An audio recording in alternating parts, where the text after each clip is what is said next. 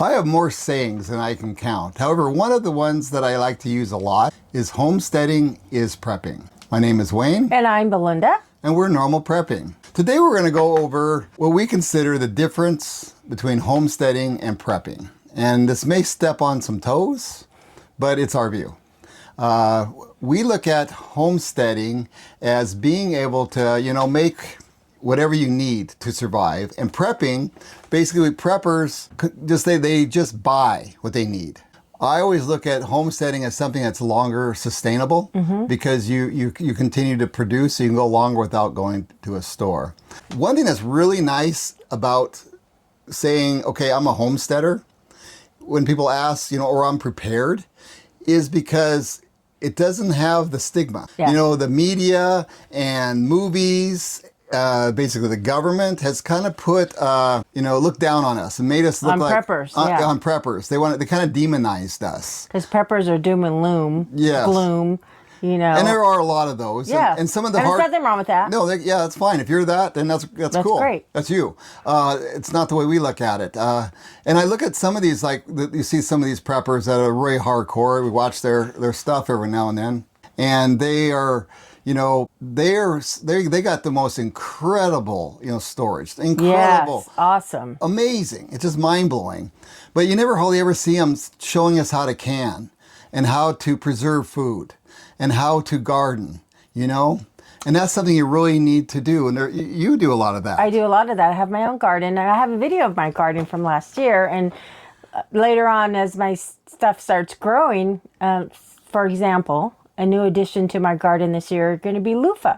I'm growing loofah because you can use loofah, of course, they're sponges, but you can use them for everything. You can use them for cleaning your dishes. You can use them in the shower. You can use them for scrubbing your counters. And if you're in your home and you can't get out or you don't want to get out, it's good to know that, hey, I grew this sponge, right. and I don't have to go and buy any. I have a supply of my own sponges. And you can do that in a small area too. Yeah, you can do that in a small area. It's a viney plant, and as long as it has someplace to climb, you can have yourself some loofahs. And you're also growing that stuff for colds in your lungs. Yes, I'm growing mullein. I have a little mullein patch because, say, we're homebound and somebody isn't feeling good. What I'm going to do is I'm going to let the mullein dry out and keep it in a jar, maybe add a little peppermint to it, because I'm growing peppermint too, let that dry out, and make a tea. And that way that helps loosen the congestions in your chest. Yeah, I've never heard of mullein. Now it's where we live, it's a weed. Yeah, so it's nice. It kind of is, but weeds have their purposes. Yes. Just like dandelions. Yep. Dandelion is great medicine for your liver. Yeah. Yeah. Yeah, all this stuff, and she knows how to make that, and you can learn that too. And I think that goes to the homesteading idea. The people in the old days, they made their own medicine.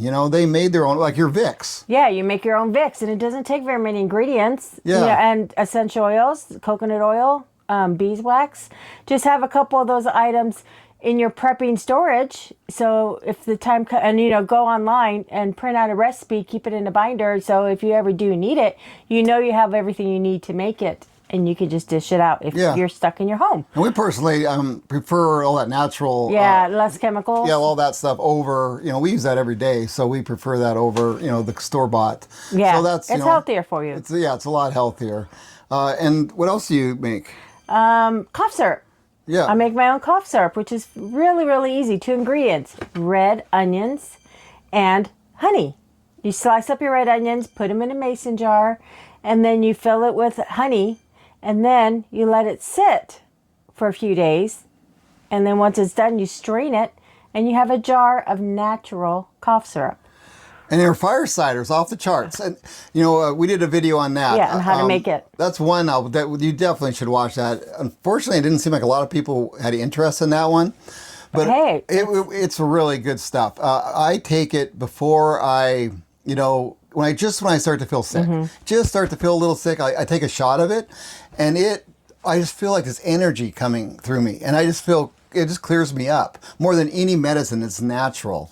I just happened to give somebody at work a shot of that, and I also gave him some mullein, to try out. And also gave him some of the cough syrup, and he was pretty impressed. So I'm gonna put that up here. Watch that video on fire cider. You can tell them a little bit about it if you want. Yeah, it just has. Let's see. It has ginger. It has turmeric, which is extremely good for you. It has jalapenos, once again. It has onions, lemons. It has different herbs. It has ginger. Did I say ginger? Yeah. I might have. So all these different ingredients and apple cider vinegar. Right. And that alone has a lot of good benefits for you. Mm-hmm. So just a combination of those, put them in a big jar, let them sit for 6 weeks or more. The longer, the better. I usually have a jar ongoing.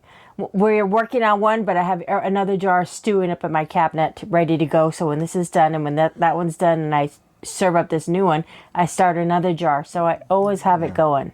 Yeah, and that's not, here we're seeing how it's not like real prepping where you're just storing stuff, but you're able, you know how to make it. You know how to prep for items. Yeah, another big one that it's really important, it's something that I need to work on a lot, is know your local, basically, weeds and what you can eat, what's safe to eat. It's edible. Just out in the woods, even in the park, we'll have some that you might be eat, like the dandelions she mentioned. Yeah, actually, you don't want dandelions that are close to traffic because they get all the fumes. Same with the mullein. Yeah, you don't want to pick mullein on the side of the road. You want to go out in the woods and get your mullein.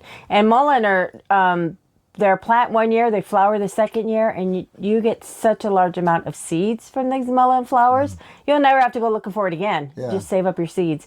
Another item I was going to mention is rosemary. And if you get a couple sprigs of rosemary, put it in the water, let it heat up with cloves. Not bring it to a full boil, but let it heat up with cloves.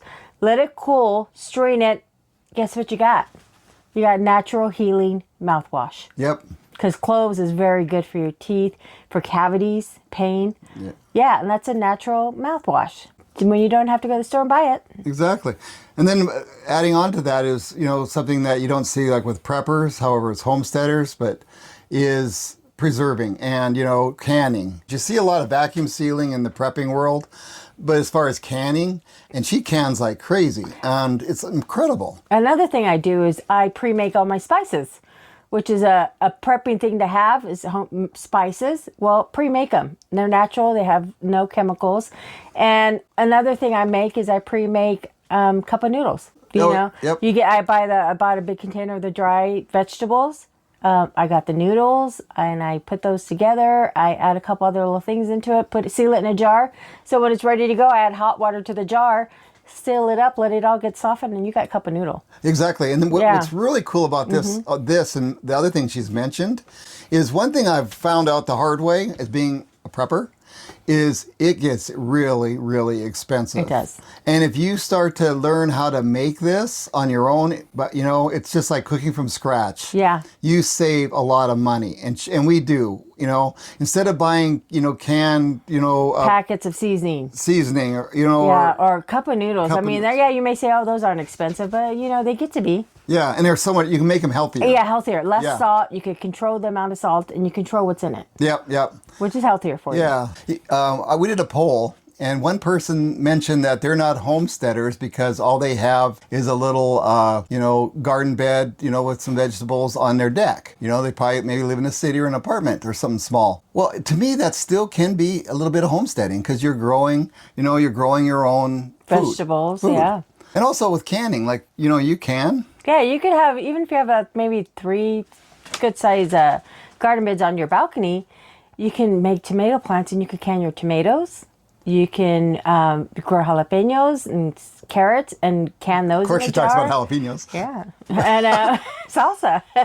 There you go, right there. Tomatoes, jalapenos, onions, a little batch of cilantro. You have salsa. Yeah, I used to. And you can do that on your balcony. Yeah, I used to do what they called square foot gardening. Yeah. That was real big in the 90s. Mm-hmm. And I lived in an apartment, and it was just a teeny little balcony. And I had corn growing back there. I had basil, I had oregano, I had thyme, I had lemon thyme, I had radishes, I had carrots, I had potatoes. I can't remember what else I had, but that was, it was amazing how much I crammed in that little space, and I was able to eat off of it. Yeah. And see, that's to me is a part of homesteading. One of our old time subscribers, he brought up the whole idea about, prepping and how it has a stigma. So we thought, well, back to my saying, homesteading and prepping. So we thought, yeah, let's do something on that and just expand on a little bit and, bring up some ideas you guys have. Yeah, tell us what you prefer. Do you prefer to be strictly prepper or homesteader, or do you mix the both? Yeah. I mean, we mix the both, obviously, but, and we call ourselves preppers generally, but. Yeah, that's a prepper. Prepper is preparing. Yeah. And that's what we do. And we take as many resources that we can learn from to do that. Yeah, I started back in the days when they used to call us survivalists. Yeah. That got kind of old. But you know what's really interesting? I was about ready to wrap this up, and then here we go. But what's really interesting is how homesteading has become a norm. And people that used to be against, that used to frown on us as preppers, are now homesteading. So that's why I think, if you can just start thinking of yourself as a homesteader more than a prepper, it also puts you in the mind of being able to make things, start from scratch, be able to sustain yourself for a long time. And I think that's the way to go. Yeah, that is prepping. Yep. So I hope this is helpful for you. If you have any questions or you want to see any videos on the things you mentioned, just mention in the comments. Yeah, and we'll try and get something out there for you. All right. Well, so thank you for watching. If you're new, thanks for watching our channel. All right. Thank you. Thank you. Bye.